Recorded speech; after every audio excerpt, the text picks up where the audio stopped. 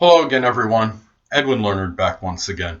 In this YouTube astrological segment, I'm going to be dissertating and talking about the moon transiting the 12th house in a natal chart. Now, the moon is going to transit a house on average, or I should say, generally speaking, between 48 and 72 hours in most cases. So, anyway, people, well, the first thing is when you have the moon transiting the 12th house, there can be an emphasis perhaps on the unconscious, the subconscious mind. It may not, you might not be aware of it since it is the subconscious, but it might be a little bit more emphasized, and there might be a little bit, not knowing it, but a little bit more emphasis on this. Also, this could be a very strong period of solitude and seclusion, and there might be a more emotional need for it at this time. This might be a time where you might kind of go into your own sanctuary, so to speak, and not really, you may not have that strong need to be really around others during this period. It's even if your chart suggests that you're a very extroverted and gregarious person, this could be a time where you really strongly emphasize being by yourself in private matters. This could be a very strong period of introversion and introspection.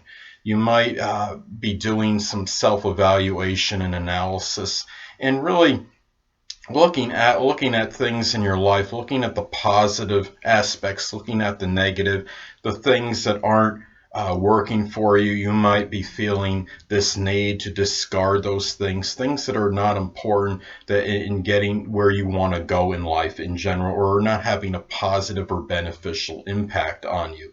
This could be a time where you might be more sensitive to your limitations and restrictions. And if somebody were to say, maybe being flippant, for example, or they were making a joke about you having some kind of restriction or limitation, say a person, for this isolated example, of course, say somebody's on probation and they got some monitoring device on them. They say, someone says, oh, I guess you're not, I think it's safe to say you're not going to be able to go anywhere too far for a while. And the person might take it more to heart or more seriously or more sensitive, react more sensitive to that, as if it were a derogatory remark, as opposed to an off-the-cuff joke or flippant remark.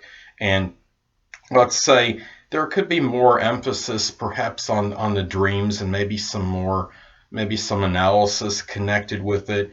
It could be that maybe perhaps the mother or females in general may factor more into this person's private life than they do ordinarily. It could be that secret sorrows may hit home a little bit more so than usual. It could be something where you might feel a little bit more despondent regarding these things as far as your secret sorrows, and they might seem to hit. You might be a little bit more sensitive and emotional about it during this period than usual.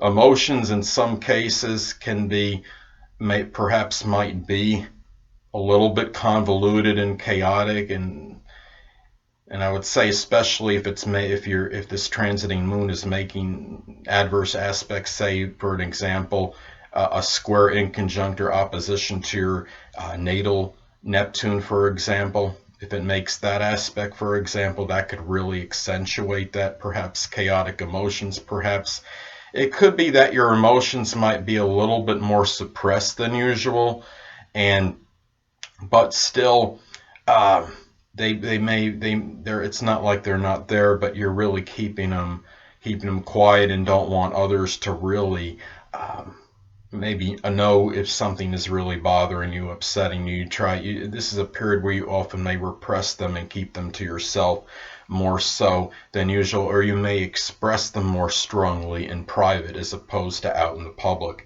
And really, this is a thing where also that perhaps maybe secret enemies or adversaries, it's possible maybe they come to surface, or you might, in some isolated cases, you might find out maybe something about them, or one you figure out who one of them may be, such as somebody pretending to be your friend. Maybe something comes to life. Keep in mind that this is the house connected with the subconscious and unconscious. So it could be something where your intuition can prevail perhaps at this time, and even in matters connected with hidden enemies or hidden adversaries. So this could also be a period where you might express a little bit more compassion and show a nurturing attitude, perhaps to those that are less fortunate than you, such as the oppressed, the impoverished, and the homeless. It could also be a period where you might feel a little more confounded, a little bit more nebulous, or not, a little more confused than usual too. Keep in mind that the 12th house does correspond with the zodiac sign Pisces. And you might feel a little energy zap when planets transit the 12th house. There's a tendency to feel like your energy, well, actually, your energy may actually be depleted a little bit and might feel a little bit more lethargic and lackadaisical than you do ordinarily. Well, anyway, people, it's also important to look at the sign that the moon is in, for either whether it's the majority or the entire time of the transit in the 12th house, as this could flavor the transit. Now, let's say, for example, that the moon is in Scorpio for either the majority or the whole period of the transit in the 12th house. This could indicate perhaps maybe there's some strong emotional need, maybe more, for example, for maybe astrology, supernatural, the occult, perhaps investigation in private. It could be something where you might study these things or do things connected with this in solitude and seclusion. Let's say, for another example, that the moon is in Aries for either the majority or the entire time that it transits your natal 12th house. Well, this could be a period where maybe you might be a little bit more combative in private, or maybe you might show some leadership qualities to people in your private life. Maybe be more assertive and aggressive, perhaps in matters connected with the 12th house, such as maybe perhaps. Maybe combating your own restrictions, your own limitations to some degree.